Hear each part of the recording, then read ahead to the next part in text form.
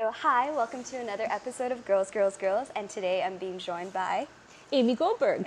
Well, thank you for having me here. I appreciate Thank you it. so much. Thanks.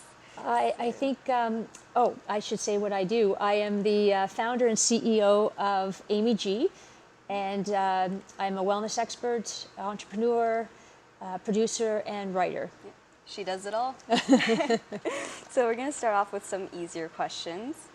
And if you were a fruit, what would you be and why? If I was a fruit, I'm going to say I'm an apple because apples are refreshing, crisp. You never know what kind you're going to get, whether it's going to be sweet or tart or, so I would say an apple. Yeah. Yeah. And they give you That's lots of cool. energy. They do, yeah. Apparently, if you're trying to, stay awake or pull an all-nighter for studying or anything, it's actually more effective to eat an apple than it is to drink a cup of coffee. Yes, I can see that Yeah, for yeah. sure. It's also probably healthier. I think so too. Especially at night. So, and it's also actually apples clean your teeth. Oh. Yeah. So, yeah, That's neat. there's lots of things that happen with an apple. So, first question is, what is the best and worst part about being a girl, in your opinion? The best and worst part about being a girl is we're underestimated. And I actually would say the question, that's a good thing, and it can be a challenge because your communication needs to change when you feel that you're being underestimated. Yes. But it's also a strength. Yeah, So I feel that that's what we face as females. yeah. Yeah. Really, yeah. Especially in the workplace, in a lot of male-dominated professions, and Yes, there's Yeah. a lot of that. absolutely. So, next question. What is your definition of success, and do you think you've achieved it? My definition of success is being able to elevate and rise and support other people. And so I primarily women in the work that I do, and yet it's really what inspires me is to connect and inspire people. So that is my definition of success, and so I strive for that every single day. Yeah. Yeah. That's So have pretty I good. achieved it? No, not until everyone in this entire planet is satisfied and motivated and inspired to do what makes them happy. Yeah. And that's important to me. Yeah. Yeah. It's a big goal. Yes. But it's Yes. amazing, yeah. So,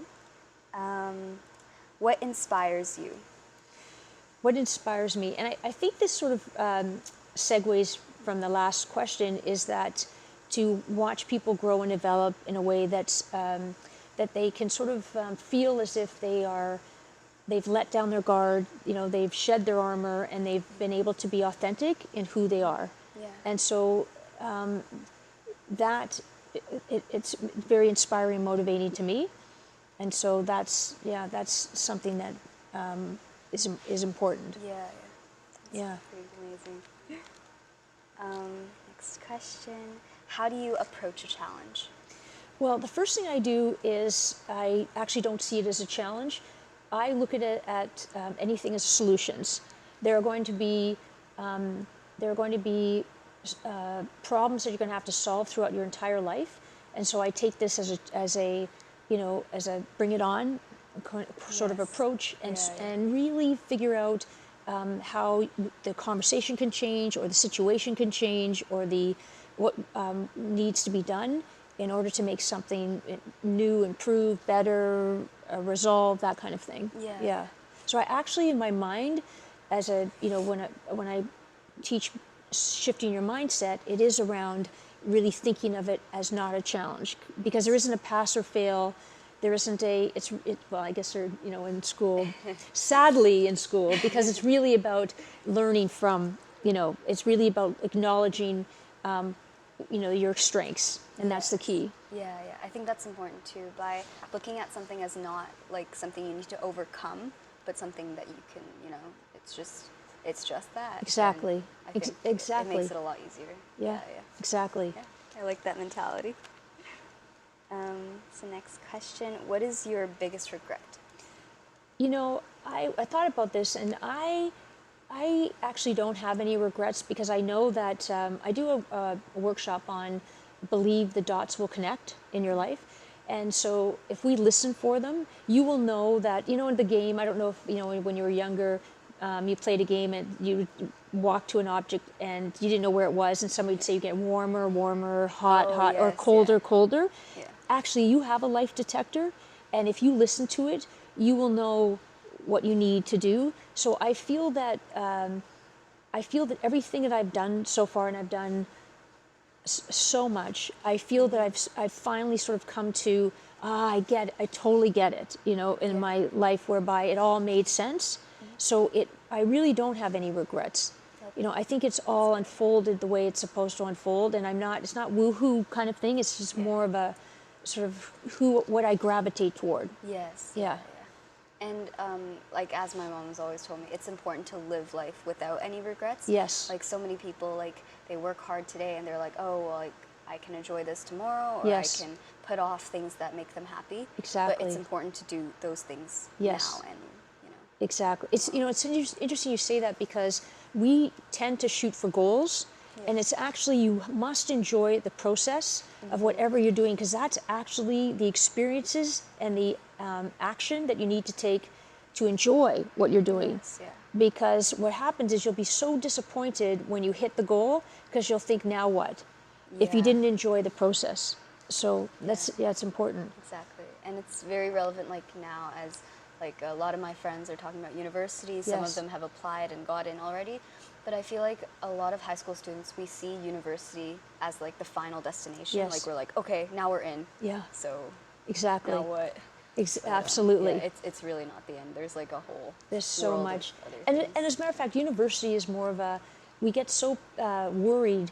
Imagine you're 16, 17, and you have to decide what you're going to do with the rest of your life based on university or whatever education you're going to further, whether it's personal learning, development, trade, or getting into your own business. Yeah. And yet this is your learning phase. Yeah. It's actually in your 20s you sort of start to learn and grow and develop, and then in your 30s you're honing your craft. You're kind of figuring it out. It's actually when you hit 40 and on, from a research standpoint, that you realize, I've crafted what it is that I'm, moving toward.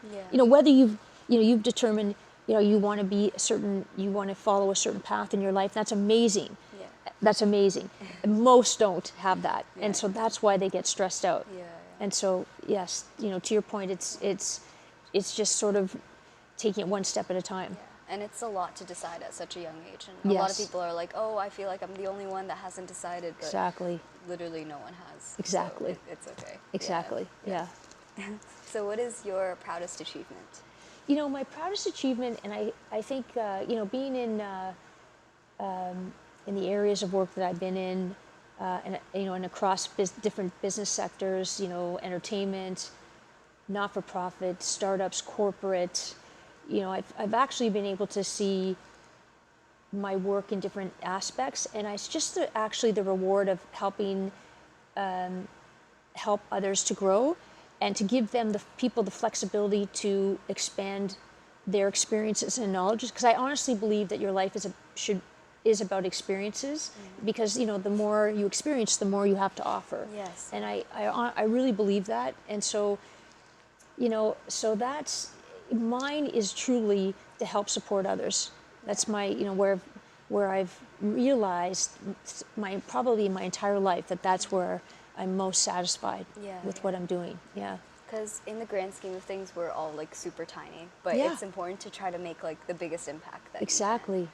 Exactly. Yeah. Absolutely. Yeah.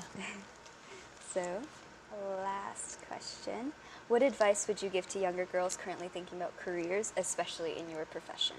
Well, I think certainly being an entrepreneur, I've had to be there's a lot of trial and error and lots of failure, and it's a numbers game, so you're going to probably fail more than you're going to succeed. So it's realizing that.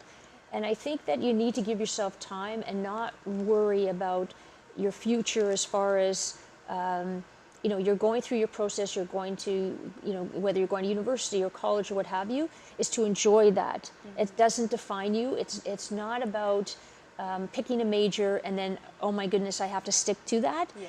It's about learning and growing and emotionally and and and from an education standpoint, you need to give yourself more time. Yeah.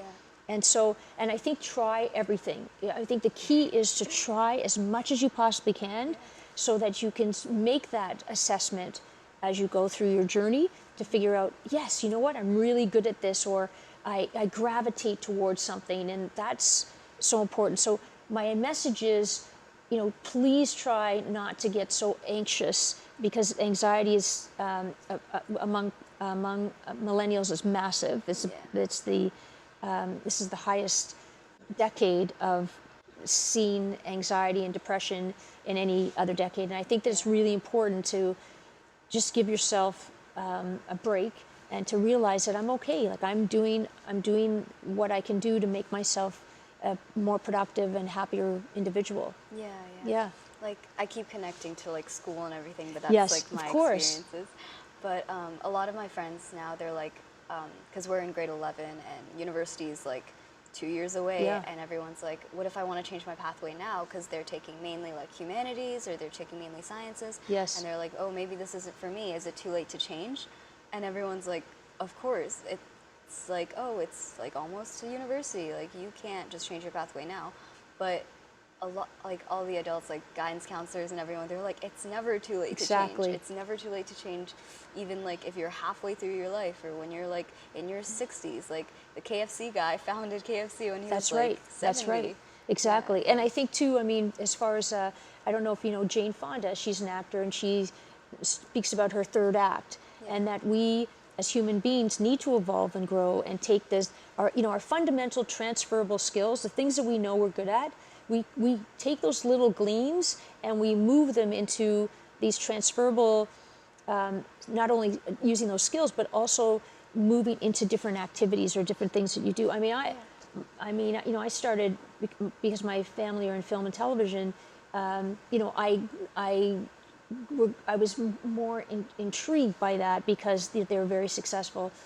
And then I realized, wait a minute, that's not, there's certain aspects that you think, well, wait a minute, I'm good at this, but this isn't something I really want to do as much.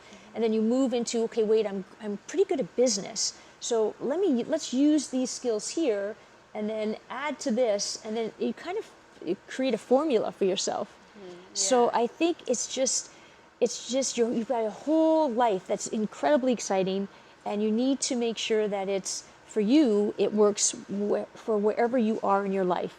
Because your mindset is, I'm in school, and that's where you're at, and this is what you're embracing. And then when you're in the, when you're off and you're doing the work that you love to do, it's not work because you love what you do. Yes, so that's the key. It's not work. And it shouldn't be defined as that, because your life should blend. Your personal, professional life should blend in a way that it doesn't define you as what you do, but it's who you are as a human being. That's so important. Yeah, it really is. Yeah. Okay. Thank you so much. Thank for meeting you, with me Ashley. today. Thank you so much. It's an absolute pleasure. Fantastic. Thank you. Thank you. Thank you so Thanks. much.